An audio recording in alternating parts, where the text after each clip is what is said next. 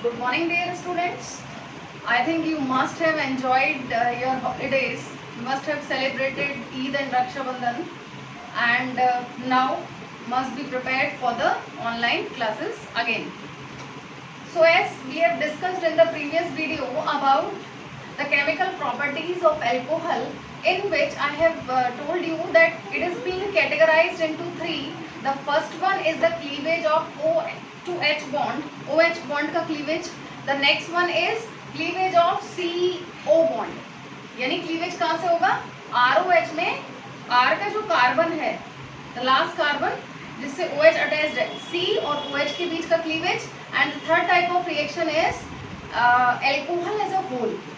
So today we will start with the first category. What you are to do, आपको अपने notes में heading mention करना है chemical properties. मैंने उस दिन मैकेनिज्म बताई थी आपको, मैकेनिज्म करेंगे. एक मैंने छोटा सा टॉपिक बताया था आपको एसिडिक स्ट्रेंथ ऑफ एल्कोहल के रिगार्डिंग, जिसका कंपैरिजन मैंने वाटर से भी बताया आपको, और particular primary secondary and tertiary alcohols में आपस में भी कंपैरिजन आपको बताई थी. तो वो आपको करना है अगेन. जैसे कि हम लोगों ने हेलो एल्केन में एक लिस्ट ऑफ रिएजेंट्स बनाया था, वैसा आपको यहाँ भी बनाना है. ठीक है, अभी मैंने सिर्फ उतने पार्ट्स लिखे हैं यहाँ पर, मतलब सिर्फ OH बॉन्ड का क्लीवेज यहाँ मेंशन किया है. तो एक पेपर पे आपको ये A लिख लेंगे, आप ये सारे रिएजेंट्स लिख लेंगे. फिर जब मैं B कैटेगरी पढ़ाऊंगी और C कैटेगरी पढ़ाऊंगी तो उसको ऐड कर लेंगे. ठीक है, तो एक पेपर पे खाली आपको रिएजेंट्स यही नोट करने हैं, जिससे आपको अच्छे से याद हो सके कि कितनी प्रॉपर्टीज हमने पढ़ी हैं. और इन शॉर्ट आप ये भी करने में जो है वो एलिजिबल हो जाएं कि एक्टिव मेटल से रिएक्शन करेंगे तो यहाँ क्या फॉर्म होगा. ठीक है, तो एक बार आपको केवल लिस्ट ऑफ रिएजेंट्स लिखनी है in the similar manner as I have told you in case of haloalkanes and haloarenes. So today we will discuss these 4 reactions only, जिसमें फर्स्ट है हमारी with active metals. Bond cleavage क्या है? OH bond cleavage. OH bond cleavage का मतलब proton donor की तरह behave कर रहा है एल्कोहल. अगर ये प्रोटॉन डोनर की तरह बिहेव कर रहा है, it means it must be acidic in nature. So let's see with active metals. Now what are the active metals? Basically हम क्या देखते हैं कि वो जो कि किसी एसिड के साथ रिएक्ट करके, एसिड से जब हम किसी एक्टिव मेटल्स का रिएक्शन कराएं और हाइड्रोजन को रिलीज कर दें, they are basically the active metals. ठीक है, बेसिकली हम क्या देखते हैं कि फर्स्ट और सेकंड ग्रुप के मेंबर जो होते हैं वो जो मेटल्स हैं हमारी एक्टिव मेटल्स हैं. तो यहाँ कुछ एग्जांपल्स हम यहाँ मेंशन कर सकते हैं, जैसे कि सोडियम हो गया, पोटेशियम हो गया, कैल्शियम हो गया, मैग्नीशियम हो गया, एल्यूमिनियम ऑल्सो है ना. सेकेंड ग्रुप का नहीं है, फिर भी एल्यूमिनियम एक एक्टिव मेटल है, you know better it. So let's see the reactions with active metals. In metals के नाम नोट कर लीजिए यहाँ पे. बेसिकली क्या फॉर्म करेंगे हम यहाँ एक्टिव मेटल से रिएक्शन पर? Alkoxides. Okay, what we are to form? Alkoxides. Like how? See it. Suppose I have taken one alcohol CH3 CH2OH. कौन सा alcohol है? Ethanol, ethyl alcohol. When it reacts with sodium, तो ये क्या करेगा? क्योंकि ये रिएक्शन हमारी कौन सी प्रॉपर्टी शो कर रहे हैं? एसिडिक प्रॉपर्टी शो कर रहे हैं. तो एसिड जब किसी मेटल से रिएक्ट करता है तो क्या करता है? हाइड्रोजन रिलीज करता है. दैट वी नो, वही हमें करना है. तो यहाँ पर क्या है? सोडियम की वैलेंसी 1 होती है, सोडियम की वैलेंसी 1 है. ठीक है, हाइड्रोजन को आपको रिलीज करना है. So what you are to form? H को निकालेंगे और क्या बना देंगे आप? CH3 CH2O Na. Salt form हो गया है ना, प्लस H. अब H को आप हाफ H2 पे लिख सकते हो, अदरवाइज आप रिएक्शन को बैलेंस कर लोगे, 2 मॉलिक्यूल्स इसके ले लोगे, और अगर इसके 2 मॉलिक्यूल्स लेते हो तो इसको भी 2 करना पड़ेगा और फिर इसको भी 2 करना पड़ेगा. And now you can write down hydrogen here. So very simple. आपको क्या करना है? एक्टिव मेटल से अगर रिएक्शन पूछी जाती है आपसे तो आपको रिएक्ट करके उससे हाइड्रोजन रिलीज कर देना है. ठीक है, अगला अगर मैं मान लीजिए पोटेशियम से करूँ तो भी इसी तरीके से हो जाएगी. अगर मैं मान लीजिए कैल्शियम से करूँ तो what would be the change? अगर हम यहाँ पर सपोज मैग्नीशियम से कर रहे हैं, ठीक है, तो डिफरेंस क्या है? मैग्नीशियम की वैलेंसी कितनी है? 2 वैलेंसी होती है मैग्नीशियम की. सो C2H5. अब मैग्नीशियम की क्योंकि 2 वैलेंसी है और आप एक H को हटा रहे हैं, इसका मतलब क्या करने पड़ेगा आपको, 2 मॉलिक्यूल्स लेने पड़ेंगे and C2H5O whole twice Mg। Magnesium की 2 वैलेंसी है, ठीक है, प्लस हाइड्रोजन। मैग्नीशियम एक ही काफी, क्योंकि इसकी 2 वैलेंसी है, इसकी 1 वैलेंसी थी तो हमें 2 मॉलिक्यूल्स लेने पड़े। इन द सिमिलर मैनर एक एल्यूमिनियम से देख लेते हैं। वो एल्यूमिनियम के लिए हम क्या ले रहे हैं, टर्शियरी अल्कोहल का एग्जांपल ले रहे हैं, ठीक है। तो ये हमारा क्या है, टर्शियरी अल्कोहल। हम सब जानते हैं that the carbon that is having the bond with OH group is directly attached to 3 alkyl chain is known as the tertiary alkyl alcohol। यानी ये हमारा क्या है, टर्शियरी ब्यूटाइल अल्कोहल।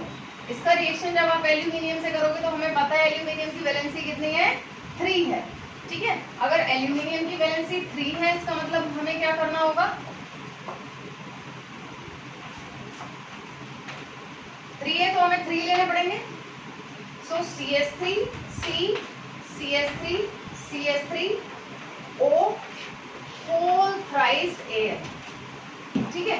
अब अगर आप 3 ले लेते हैं तो मेरे पास क्या रह जाते हैं, 3H रह जाते हैं, ठीक है। 3H से कुछ बनता नहीं, 3H2 में बना सकती हूँ, ठीक है। 3H2 जैसे ही मैंने बनाया, इसका मतलब मुझे पूरी रिएक्शन को 2 से मल्टीप्लाई करना पड़ेगा। It means it is to be written as 6, 2 से इसे मल्टीप्लाई करोगे तो 2Al, और 2 से इसको मल्टीप्लाई करोगे तो 2 एल्यूमिनियम टर्शियरी ब्यूटाइल ऑक्साइड, ठीक है, and hydrogen would be released.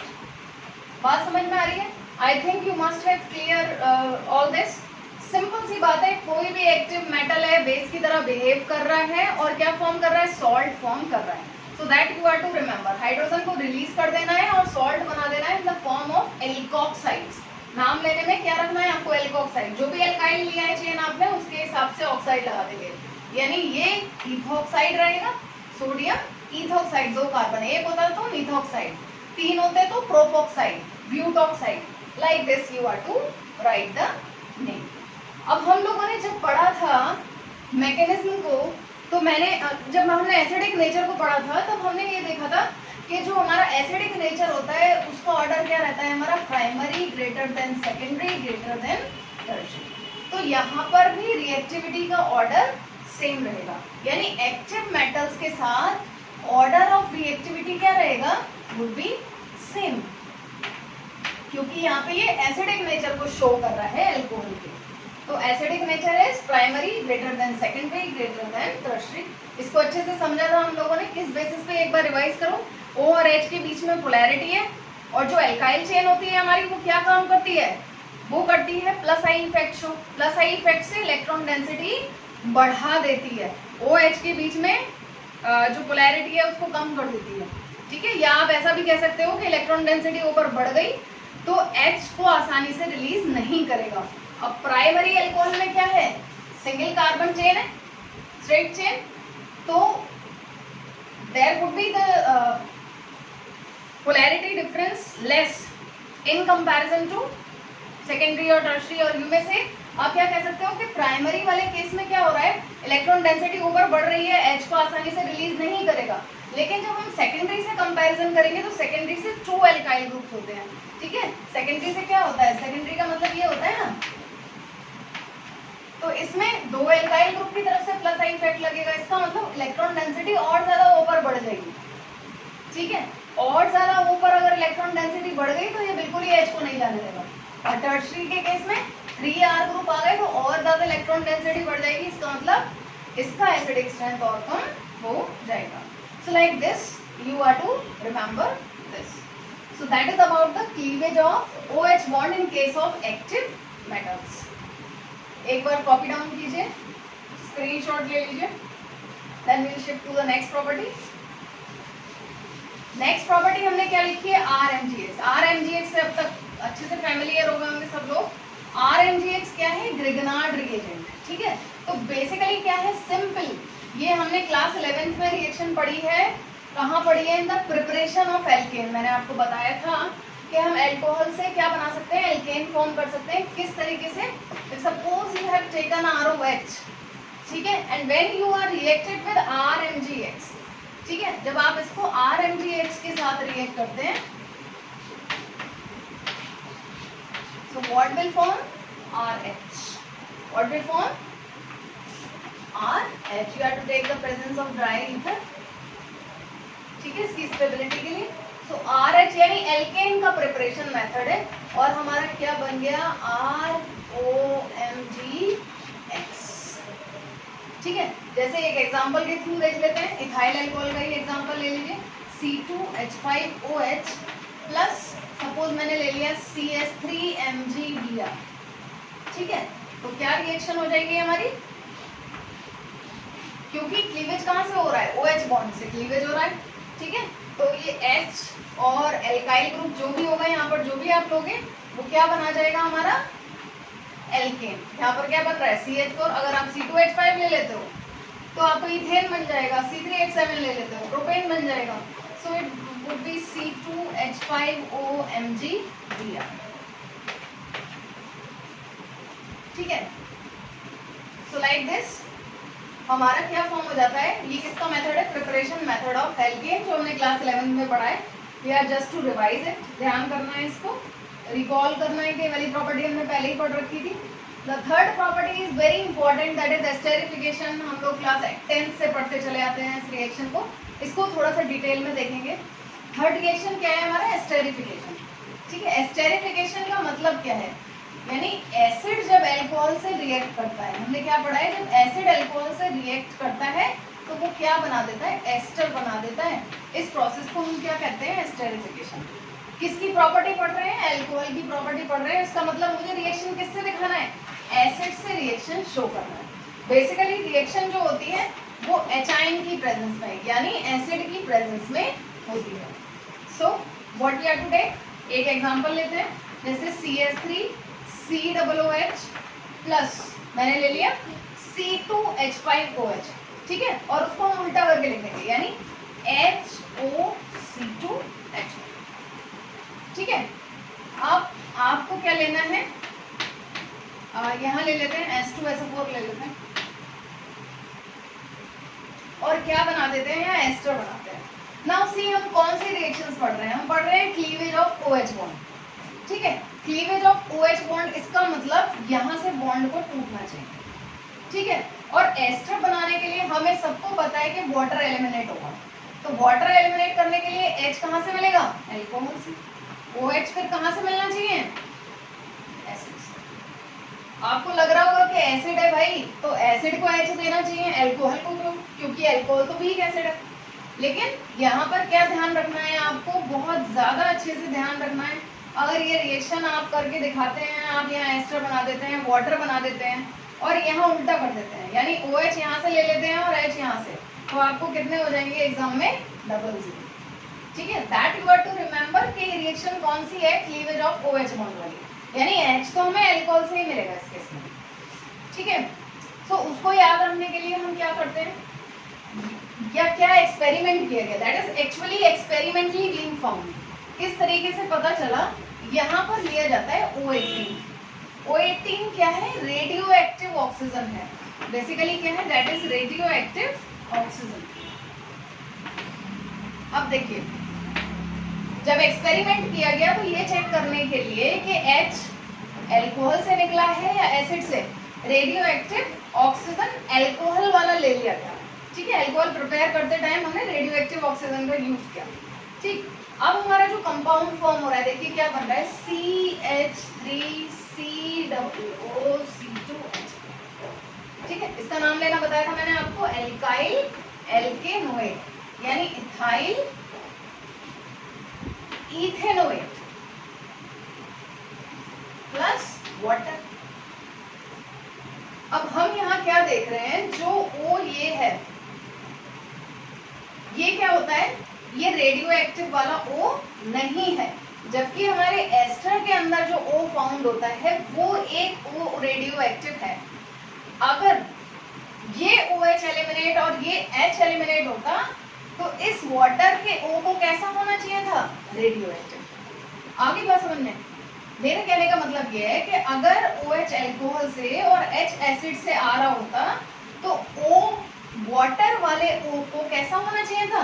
Radio active होना चाहिए था, जो कि एक्सपेरिमेंटली पता चला कि ये क्या है हमारा O18 जो हमने रेडियो एक्टिव लिया था वो तो एस्टर के अंदर है, वाटर के अंदर नहीं है। इससे ये बात प्रूव होती है कि हमारी ये जो रिएक्शन है ये करेक्ट है।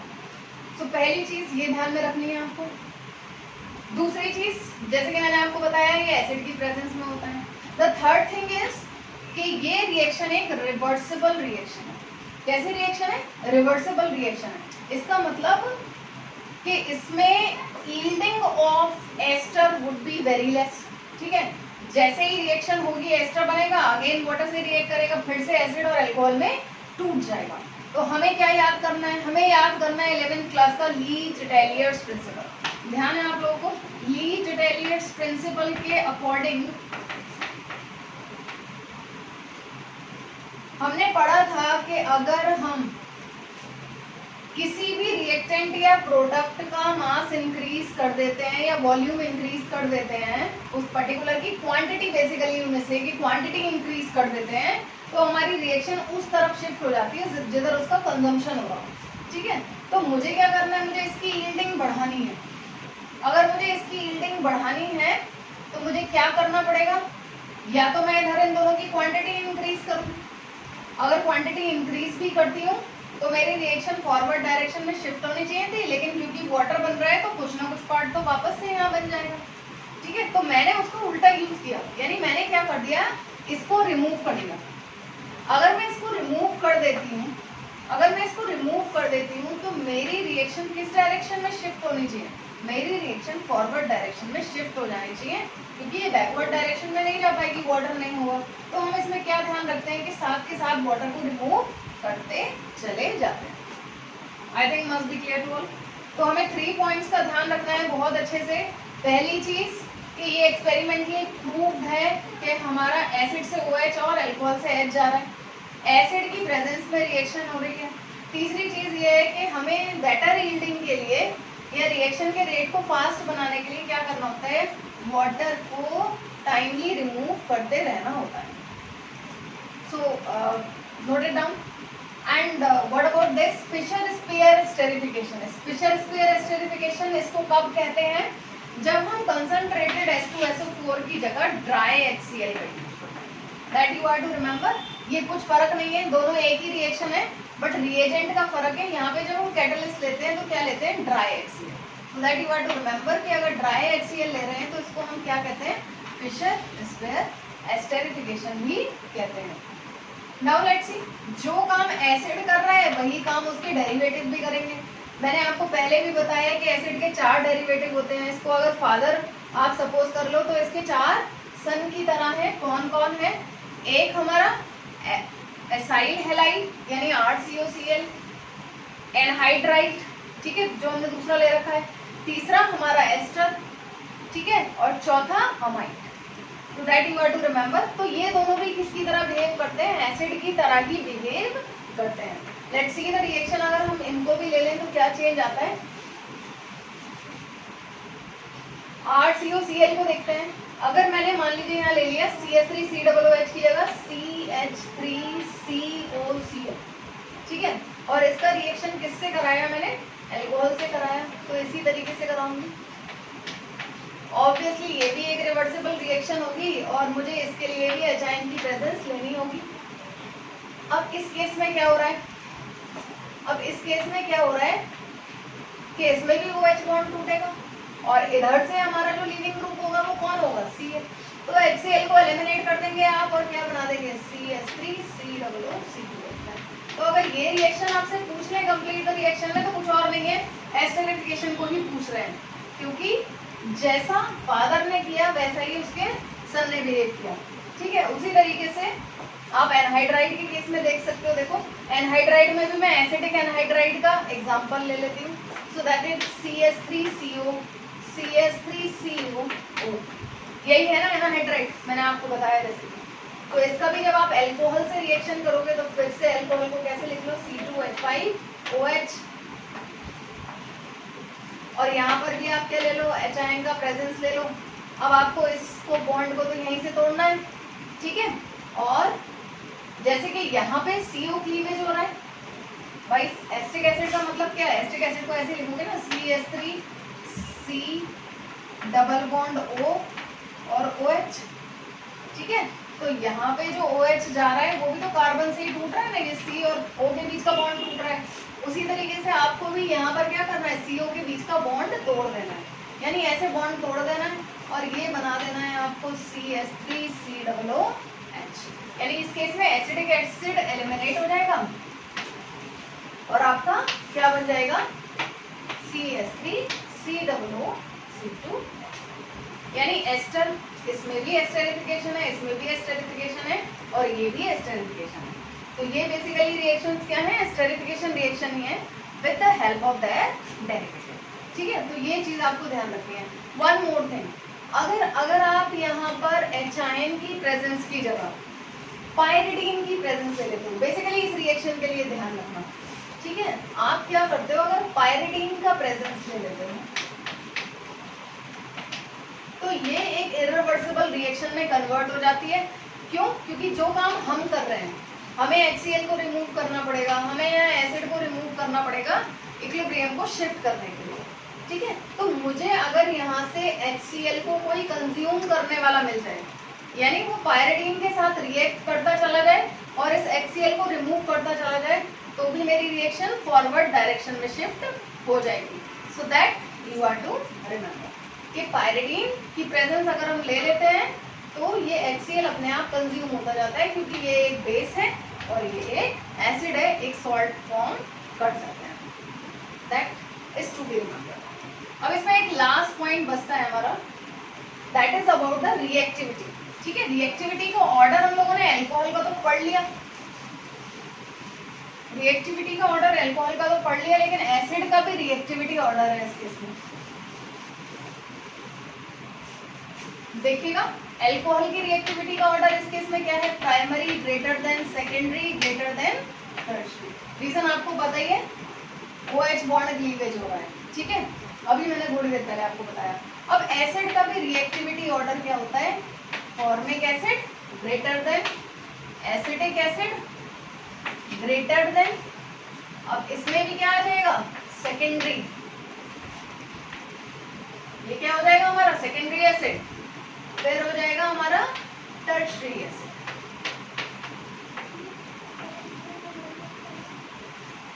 ओके, तो ये क्या है हमारे रिएक्टिविटी के ऑर्डर। इसका गाइडेंस तो हमें मिल गया कि H को रिलीज करना है आपको, इसलिए ये ऑर्डर है। इसका गाइडेंस क्या है, it is guided by the stearic hindrance.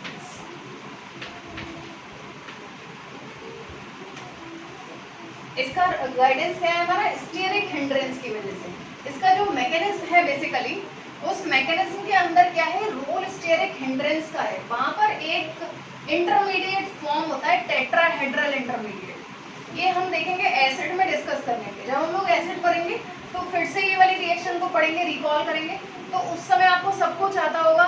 एक बार सिलेबस में नहीं है आपके, मैकेनिज्म सिलेबस में नहीं है आपके, लेकिन एसिड वाले चैप्टर में इसको डिस्कस कर लेंगे, ठीक है। बेसिकली क्या होता है, वहां पे एक इंटरमीडिएट फॉर्म होता है, ठीक है। एक इंटरमीडिएट जो फॉर्म होता है वो थोड़ा सा आइडिया मैं आपको दे रही हूँ, दैट इज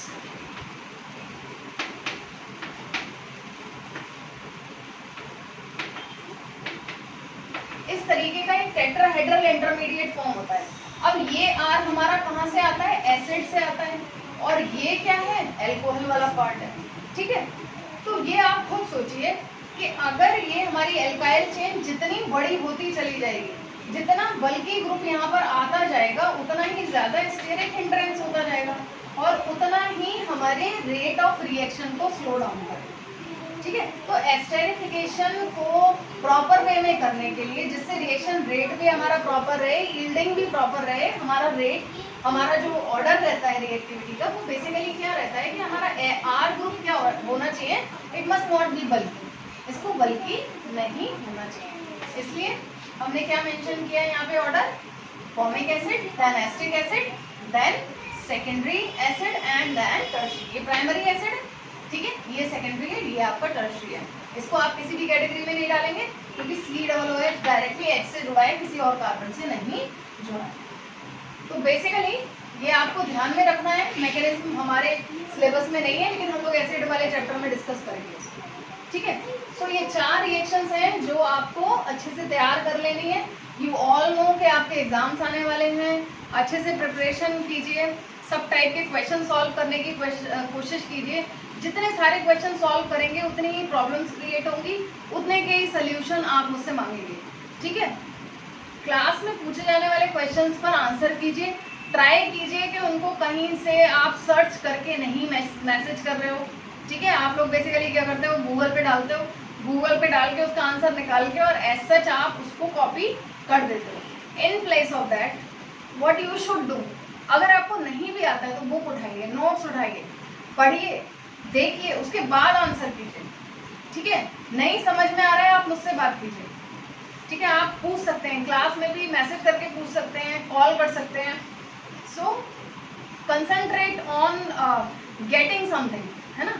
इस बात पे कंसंट्रेट कीजिए कि आपको आ क्या रहा है, क्या नहीं आ रहा है। इससे कोई फायदा नहीं है कि आप कॉपी करके उस आंसर को लिखते रहो लेकिन आपको फिर भी वो आंसर बेसिकली नहीं आता। क्वेश्चन पूछने का मतलब ये है कि आपको कुछ ना कुछ गेन हो, ये नहीं है कि just you are to come and time pass and you must go, ठीक है। क्योंकि एग्जाम्स देने ही हैं, फाइनली बोर्ड के लिए प्रिपेयर होके चलिए। बिल्कुल ऐसा समझिए ये चैप्टर्स हम बोर्ड के लिए प्रिपेयर कर रहे हैं और उस हिसाब से प्रिपरेशन करके एग्जाम। Thank you.